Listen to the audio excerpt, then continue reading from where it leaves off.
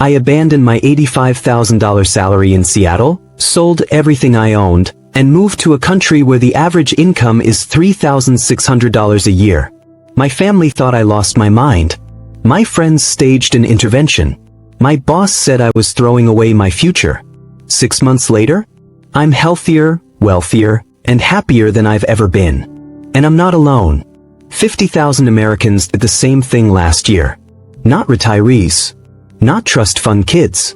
Regular people with regular jobs who looked at their bank accounts and realized something was fundamentally broken. If you've ever felt trapped by bills you can't escape, exhausted by a rat race that never ends, or wondered if there's more to life than working until you're 70 just to afford the basics, this story might change everything. Let me introduce you to Marcus. 34 years old, software engineer from Austin, Texas. 6-figure salary. On paper, he was winning at life. Here's what his monthly budget looked like. $2,400 for a 1-bedroom apartment in a decent neighborhood. $680 car payment because let's be honest, you can't survive Texas without a car. $450 minimum payment on student loans that would take 15 more years to pay off. And $1,200 for health insurance that still left him with a $5,000 deductible. He was making 6 figures but couldn't afford to take his girlfriend to dinner without checking his bank account first. Sound familiar? Here's what gutted him. He realized 67% of Americans live paycheck to paycheck according to the Federal Reserve's 2024 report. Even people earning over $100,000. The system isn't broken. It's working exactly as designed. Just not for you. Marcus visited the Philippines for a cousin's wedding. 3 days in Manila, then a week in a beach town called La Union. His Airbnb? Beachfront villa. $18 a night. He sat on that balcony, watching the sunset, doing math on his phone. His entire month in Manila, rent in a nice condo, food, gym membership, going out, entertainment, transportation, came out to $1,100. Less than 1 week of his expenses in Austin. Wait, it gets crazier. The average American needs $4,500 a month just to survive according to MIT's living wage calculator. Not thrive. Survive. In the Philippines, you can live very comfortably on $1,200. And I'm not talking about living in a shack. I'm talking 2-bedroom condos with pools, eating out regularly, having a social life. Marcus ran the numbers over and over. If he moved, he could save $3,000 a month. That's $36,000 a year. In 5 years, he'd have $180,000 saved. More than his entire student loan debt. More than a down payment on a house. More than most Americans save in their entire working lives. But Marcus didn't move for the cheap lifestyle and beach sunsets. What he discovered about his health is what sealed the deal. Here's what nobody tells you about living in America. It's literally making you sick. The CDC reported in 2023 that 73.6% of American adults are overweight or obese. 3/4 of us. This isn't a personal failure. This is a systemic design problem. Meet Sarah. 29, marketing manager from Chicago. 187 pounds, pre-diabetic, on 3 medications for cholesterol, blood pressure, and anxiety. She was eating healthy. Salads from Sweet Green for $15, meal prepping on Sundays, going to Orange Theory twice a week. Still gaining weight. Still exhausted. Her doctor wanted to add more pills. Then she took a 2-month remote work stint in Manila. Here's what changed. Fresh mangoes for 30 cents. Grilled fish and vegetables at local spots for $2. She walked everywhere because the city actually has sidewalks and it's safe. She swam in the ocean most mornings because the beach was 10 minutes away. No meal plans. No calorie counting. No expensive gym membership. 5 months later, she'd lost 34 pounds. Off all 3 medications. Her grocery bill went from $800 a month in Chicago to $200 in Manila for fresher, less processed food. Imagine eating fresher food, moving your body more, and spending 75% less while doing it. A study published in the International Journal of Environmental Research in 2024 found that American expats living in Southeast Asia had 42% lower cortisol levels, That's your stress hormone, compared to their US-based counterparts doing the same jobs. It's not just the diet. It's the stress, the walkability, the community, the actual sunlight you get because you're not trapped in an office park surrounded by parking lots. The fact that you can afford to see a doctor without insurance for $30, so you actually go when something's wrong instead of waiting until it's an emergency. Sarah told me something that stuck with me. She said, in America, I was spending $200 a month on therapy to deal with the stress of my life. Here, I don't need therapy because my life isn't making me sick anymore. Think about that. We've built a society where we need professional help just to cope with the baseline stress of existing. And we accept this as normal. But the health benefits? That's just the surface. Wait until you hear what happened to their careers. You'd think leaving America would kill your career, right? Tank your resume? Make you unemployable? The opposite happened. David was 41, corporate consultant in New York, burned out to the point where he was considering leaving his entire field. 60-hour weeks, endless Zoom calls, performance reviews, office politics, the Sunday scaries every single week. He'd been remote since COVID anyway. So he tested something. He kept his job, moved to Cebu in the Philippines, and after 3 months of proving his productivity, he went to his boss with a proposal. 4-day work week, same output, same salary. Guess I just want to know why? He was suddenly their most productive employee. No office distractions. No pointless meetings. He worked during his peak energy hours, 6 a.m. to 1 p.m., then lived his life. A Stanford study from 2023 backs this up. Remote workers in low-cost-of-living countries reported 38% higher job satisfaction and 29% better work output compared to their office-based peers. Let's do the math that changed David's life. His salary, $75,000 a year. That's $6,250 a month. His total expenses in the Philippines, including rent, food, transportation, entertainment, health insurance, everything? $1,800 a month. His savings rate? 71%. In New York, on the same salary, he was saving maybe $500 a month if he was lucky. Now he's saving $4,450 every single month.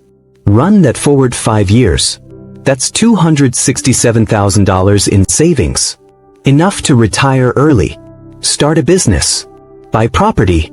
Actually have options in life instead of being chained to a paycheck. And here's the kicker. He got 3 job offers in the last year. From international companies who specifically wanted people like him. Location-independent thinkers. People who'd proven they can thrive outside traditional systems. His career suicide move made him more valuable, not less. But David discovered something else. Something that doesn't show up in spreadsheets. He started a side business. A consulting firm helping other companies transition to remote-first operations. In New York, he never had the energy or time. Every evening was spent recovering from the day. Every weekend was spent dreading Monday. But he works his main job in the morning, runs his side business in the afternoon, and still has time to surf before sunset. That side business brought in $28,000 last year.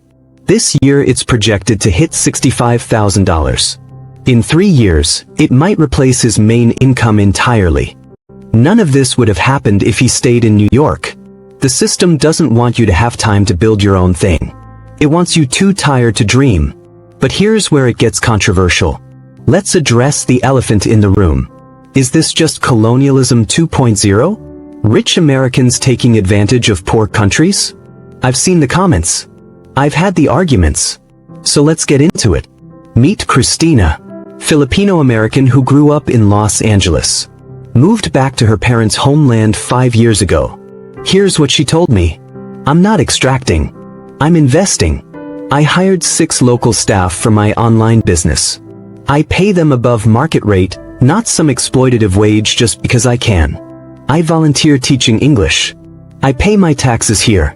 The World Bank reported in 2024 that expats contribute $8.9 billion annually to the Philippine economy. That's jobs created, businesses supported, infrastructure improved. But here's the nuance nobody talks about. The Americans moving to the Philippines aren't all wealthy tech brothers. A survey found that 44% are teachers, nurses, artists, social workers, people who couldn't afford to live in America on their middle-class salaries. They're not fleeing success. They're fleeing a system that made basics unaffordable. Christina put it perfectly. We're not gentrifying neighborhoods. We're integrating, learning Tagalog, eating at local carinderias, not demanding American restaurants, supporting sari-sari stores, not building Walmarts. And honestly, many Filipinos want this cultural exchange. English practice, business opportunities, learning about different cultures. I met a local business owner named Miguel. He runs a small cafe in Manila. He told me something profound. Before expats came, I had 5 customers a day. Now I have 50. I hired 3 more staff. My daughter is in college now because of this business. We're not competing with locals for housing. The condos we rent were built for this market. We're not displacing anyone. If anything, we're creating demand that creates jobs. The construction worker who built the condo, the property manager, the security guard, the cleaning staff, the local restaurants we eat at, the taxi drivers, the tour guides. You want to know what real exploitation looks like? American healthcare companies charging $800 for insulin that costs $6 to manufacture. Landlords extracting 50% of your income for rent. Student loans with interest rates designed to keep you in debt for decades. Credit card companies charging 24% interest while your savings account gives you 0.01%. A system that demands you work 40 years to maybe, possibly retire with enough to survive. That's the system I left. That's the exploitation nobody wants to talk about because it's normalized. But let's get real for a second. It's not all paradise and palm trees. I'm not going to lie to you. The first 2 months, I questioned everything. The bureaucracy is insane. Visa renewals that take 6 hours of waiting in government offices with no air conditioning.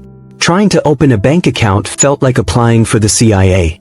They wanted my birth certificate, my parents' names, proof of address from a country I didn't live in anymore, 3 forms of ID, and a letter from my employer. And the internet. Oh, the internet. Jake, 38, freelance developer, learned this the hard way. 8-hour power outage during typhoon season. He missed a client deadline. Nearly lost a $15,000 contract. He sat in a McDonald's parking lot at 11 p.m. using their Wi-Fi, frantically trying to upload files before the battery on his laptop died.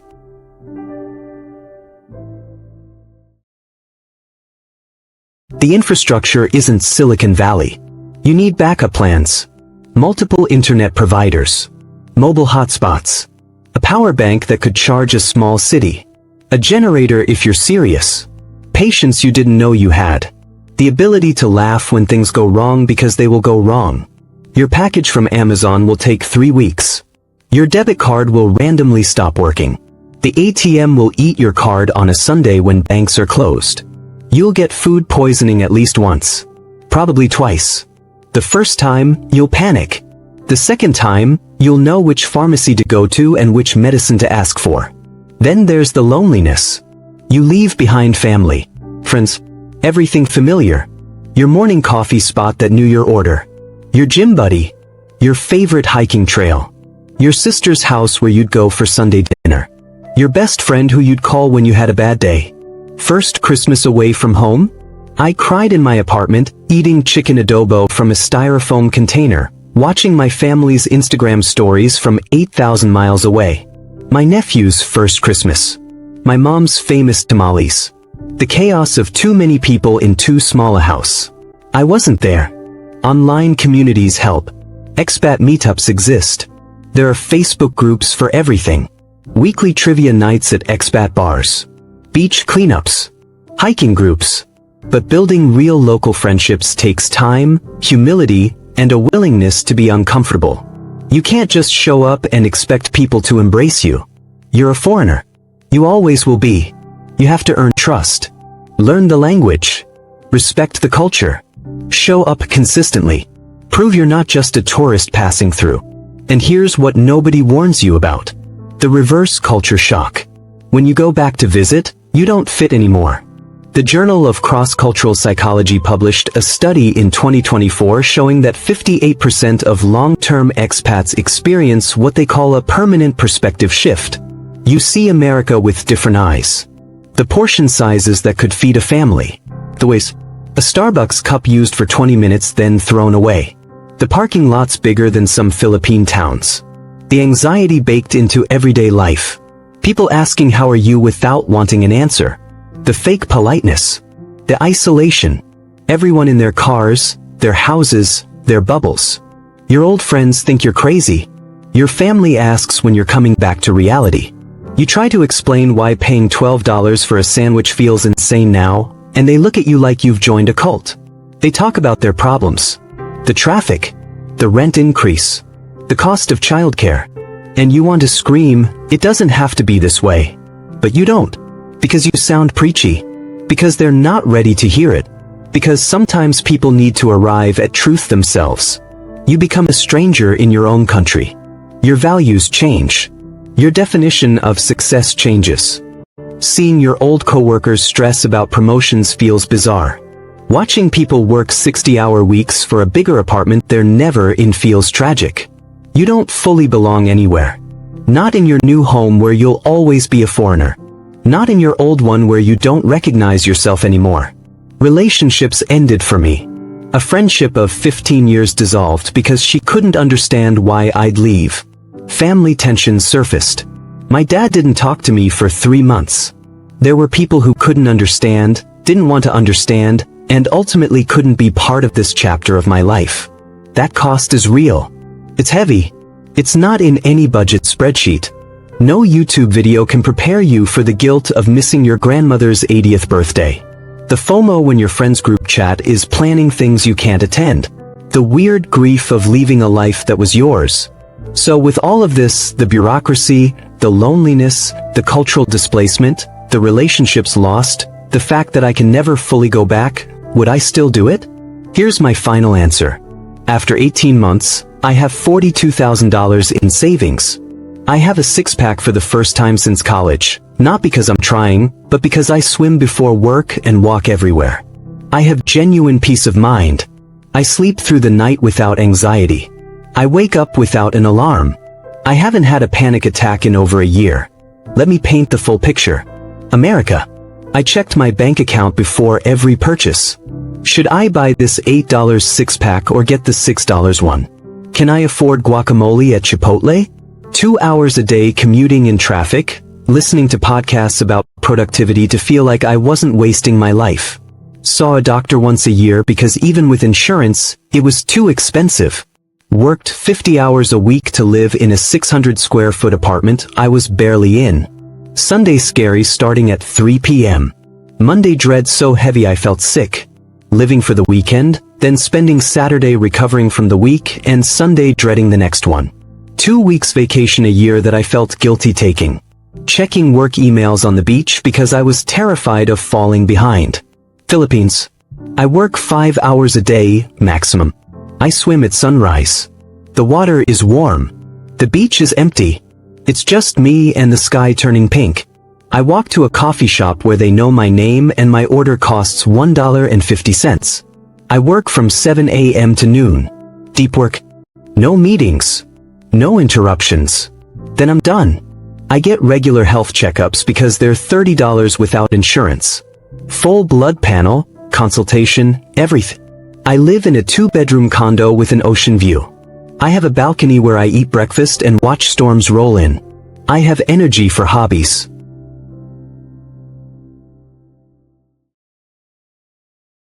I read again. Actual books. Not productivity hacks or business strategies. Fiction. Poetry. Things that feed my soul. I have time. Time to think. Time to create.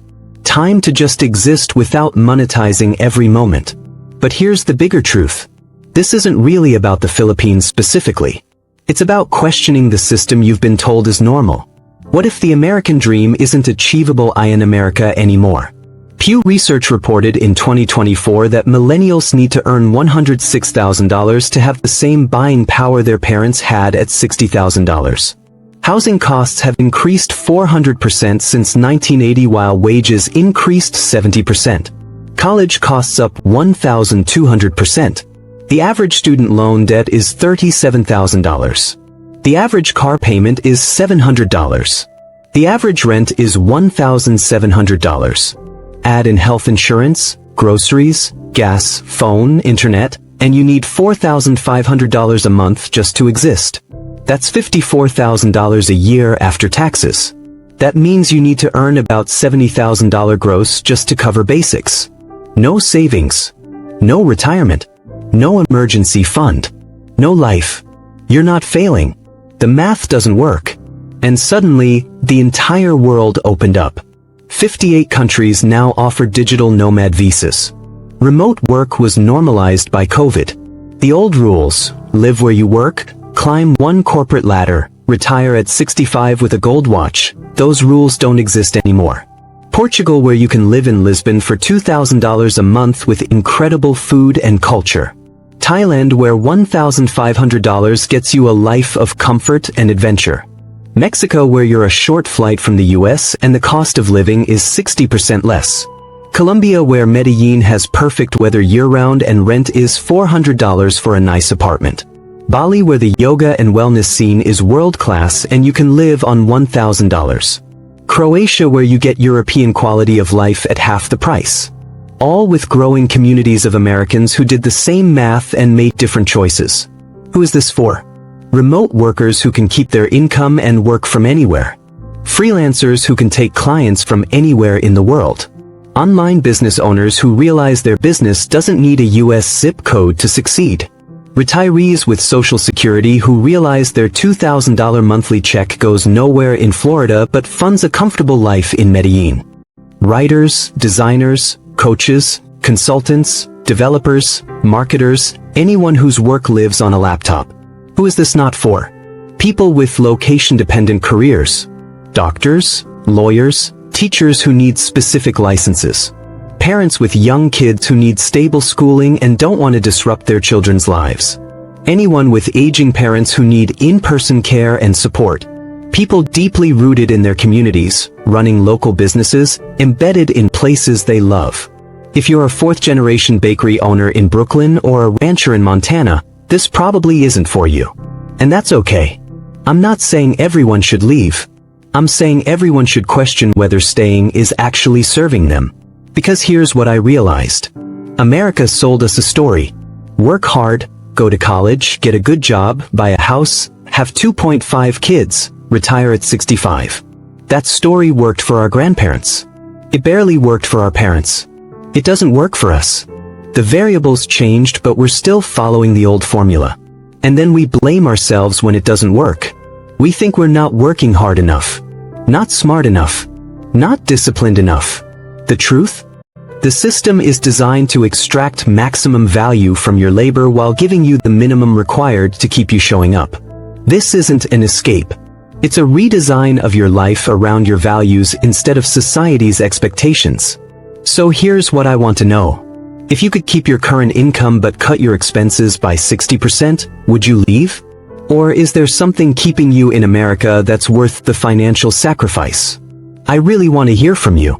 Drop a palm tree emoji in the comments if you'd move tomorrow. Drop a house emoji if you're staying. And tell me why. What's the one thing holding you back? Is it family? Fear? Logistics? Or what's the one thing pushing you toward the edge? A specific bill? A specific moment when you realized something was broken? Because I know some of you are thinking, this is insane, I could never do this, I don't have the money, the skills, the courage, I have responsibilities, I have roots, I have reasons. And maybe you do. Maybe your reasons are legitimate and beautiful and worth staying for. But maybe, just maybe, some of those reasons are actually fears dressed up as responsibilities. Next video, I'm breaking down the exact step-by-step process I used to make this move with just $3,000 saved. The visa I used and how to apply. The bank account workaround that actually works. How I found housing remotely without getting scammed. The communities that helped me land softly. The mistakes I made so you don't have to. The resources nobody tells you about. Everything. You might be closer than you think. The life you want might not be more money away. It might not be a promotion away. It might not be 5 years away. It might just be one decision away. One honest conversation with yourself about what you actually want versus what you've been told to want.